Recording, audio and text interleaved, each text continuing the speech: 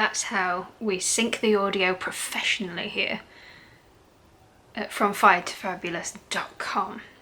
Although that's not what this is. I'm not really sure what this is. I don't know what that says. I don't really care. Here is how to pitch a brand for freelancing. We're sat on the floor today. We're not in my usual setup because I've tidied the office, so I can now be in my office, but I don't like my office chair in the background of videos, and I don't have a proper tripod yet, so I'm using my washing basket.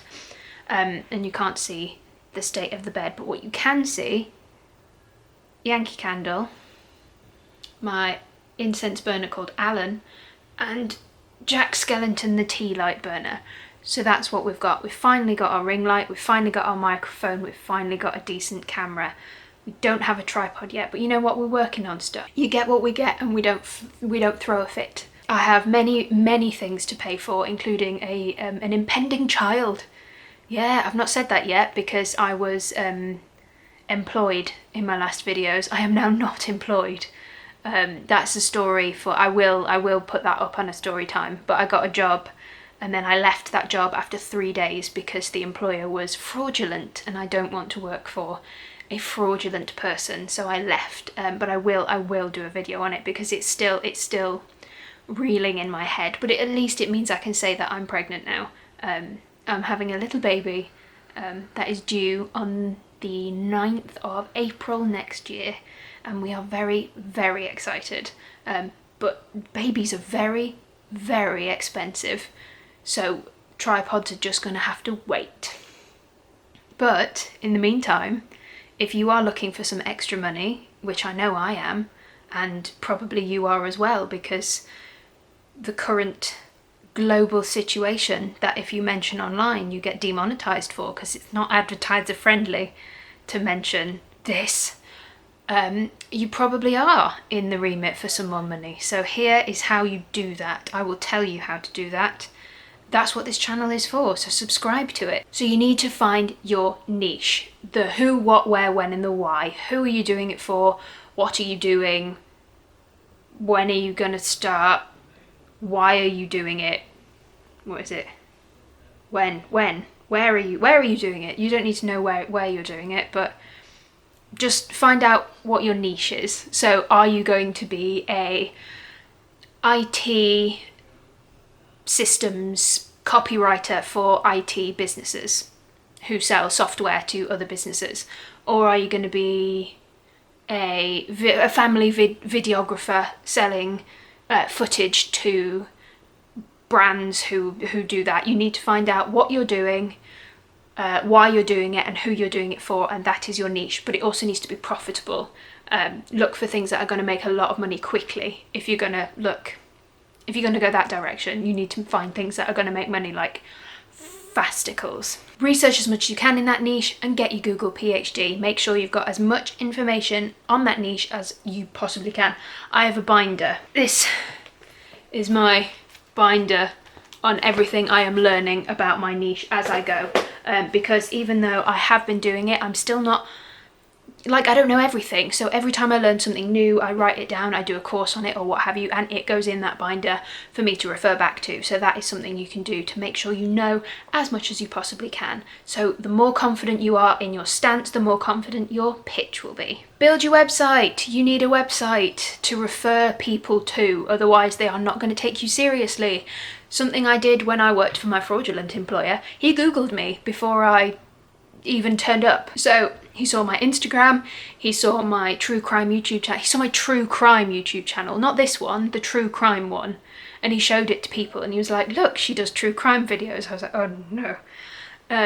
He found my website, he found my LinkedIn. Like, make sure everything is there and everything is perfect, because you don't want them to find out you do true crime videos, do you? That's embarrassing. But make sure everything is there. I use Bluehost for my web hosting service, so I will link that down below. But you can also use things like Squarespace and Wix.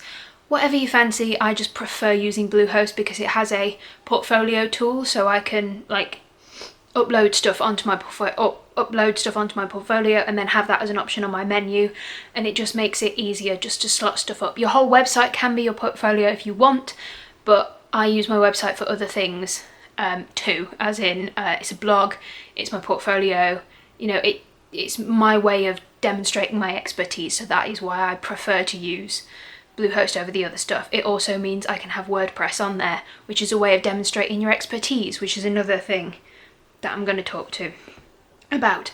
So on your portfolio, you need to have 7 to 10 high quality relevant samples.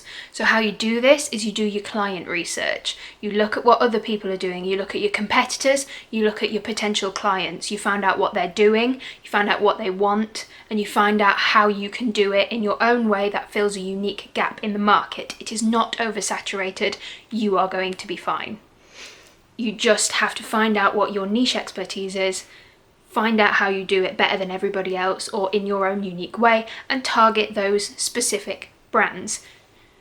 As you work with more brands, you can swap out these samples, because these are just going to be examples, and then you can swap it out for real life examples of things you have done. So my portfolio has blog posts and web pages that I just wrote to show that I can do it. So I picked a brand that I liked, and then I reworked one of their pages, and then I put it on there, but I didn't use like their brand name or anything like that. I just found a page, structured it in the way I wanted, and wrote that page. Did the same with blog posts. And as I started working with named brands, I swapped stuff out and put what I had worked on my portfolio. It makes sense. Did that make sense? Do your client research. Have a look at who your clients are. Find out what they're doing, what they're not doing, and what they could benefit from by working with you. So have a look at their blog. Have they not updated their blog in several months? Are they only sharing company updates? Are they not demonstrating their expertise well enough? Are they only using short form content instead of long form content, and you think they could benefit from long form content instead of the short form, because long form it performs better? Is somebody's footage not as up to date as it needs to be? Do you find out what they're doing and what they're not doing, and find out how you can improve on that? Oh, and keep detailed notes on everything, because you will need to refer back to it to keep track of your pitches and emails, because good God. Find out who they're run by and who to email. If it's a company with over 500 employees, message the marketing director or whoever's in charge of whatever specific bit of marketing you want to freelance for. So have a look at head of social media, head of content marketing, head of digital marketing, head of video marketing, depending on what you do. And if it's less than 500 employees, you can email the CEO, it'll be fine. Personalize your emails, use their names, use their names. Compliment what they have been doing. If the person you're emailing has done a specific piece of work on that site that you like, tell them. You're much likely to get a better connection with somebody if you tell them what you like. When I used to work at Boots, when I was approaching customers, we'd always start a discussion by, I'd always ask them about something, but usually it'd be like, I really like how you've done your eyeliner, or I really like that lipstick colour on you, or can you tell me where you got this? It looks really good. If you build a personal connection through compliments, you usually get a better response, rather than just go because how many times have you been in Lush and they've just gone, hi, how is everything, hi? It's annoying. But if they come up to you and just sort of like build a more of a professional conversation, rather than, like be people like people, be a person. Compliment them. Provide social proof if you can.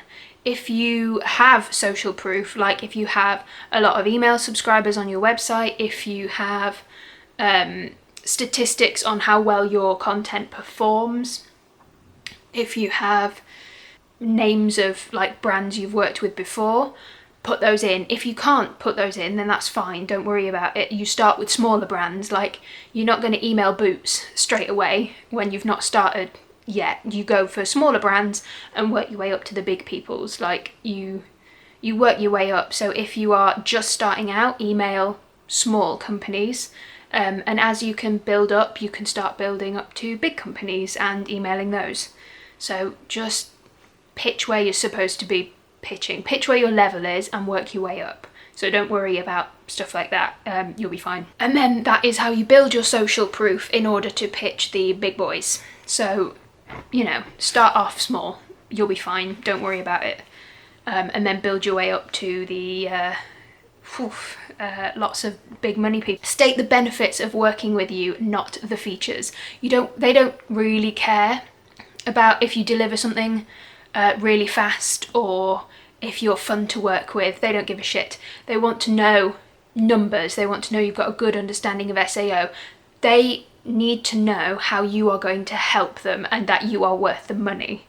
So again, back when I was working at Number 7, I wouldn't tell a customer that a product had hyaluronic acid in it or vitamin C or the Number 7 have this, like, it's called Matrixyl 3000 Plus, and it's their patented ingredient for anti-aging. Customers don't care about that. They want to know what the benefits are. So I would say this product plumps your skin, it brightens your skin, it reduces the size of lines and wrinkles. That's what they want to know. They're the benefits. The features are the ingredients, and the benefits are what it's going to do for them. You need to sell on benefits, not features. This is a business partnership after all. You are not an employee begging for a job. You are a business owner looking to help another business. Have the business mindset. You're a business owner. Get that into your head. You are not just a random woman in a living room trying to get something done, or begging for a job. You are a business owner. It's not get rid of that imposter syndrome feeling. You are a business owner. Pitch like a business owner. Once you've emailed a few times, you'll get into it a little bit more, and I think that's easier than like randomly calling people or having a job interview. But that initial pitch is, I can really help you out and I think you're losing out by not working with me. But don't tell them that. Don't say, oh, you shit if you don't work with me. That's not going to work. You need to be like, this could be very beneficial for you, but not in like a spammy, like American infomercial way, like a genuine way. Keep it short and to the point. Don't do what I'm doing right now. Don't do anything that I do and waffle on for ages. Your email needs to be probably under 150 to 200 words. Not even that. Not even that. I would keep under 100 words. I would do under 100 words. Get snappy and to the point. People don't have time to read great long. You're not sending a CV. You're a business reaching out to another business. Keep it short and sweet. That's what gets the response rates. Oh, and nothing spammy in your subject line. A killer subject line is key. Otherwise, you're not going to get opened and you're not going to get anywhere. Numbers tend to flag up in spam. Anything like, great deal now. Like, there's a lot of spammy trigger words that go straight into your spam folder. Look what's in your spam folder. Look what's not in your primary inbox. And read the subject lines. That is because Google files it as spam.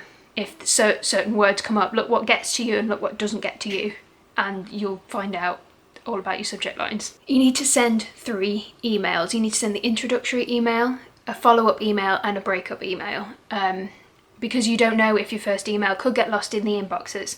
If it has, or if there's no open rate on it, you can download a Google Chrome extension called Mail Track, and it tells you if someone's received and opened your email. So have a look at that, make sure someone's opened your email, and keep emailing them, but no more than 3. Have your portfolio linked in your email signature. That is exactly how you do it, and that is how they link through and have a look for you.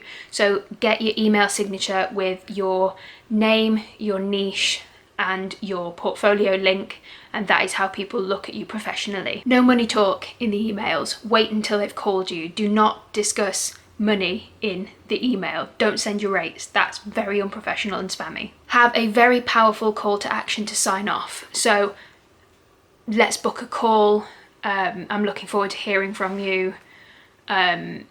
Send your acuity schedule or something. Make sure you know that they're going to call you, and let's schedule a meeting. Let's do something.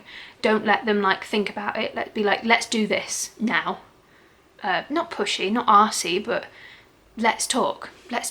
And rejection isn't personal. If you don't get opened, if you If they say no, rejection isn't personal, they're just not looking for a freelancer right now. It's got nothing to do with you and everything to do with them. So keep going and ignore any rejections you get, because it's not really worth dwelling on. So that is how you freelance pitch yourself as a freelancer, freelancing to freelance to businesses. That's how you do it. I'm very tired, but that's how you do it. That's how it goes. Subscribe if you want to know more, and I will see you next week.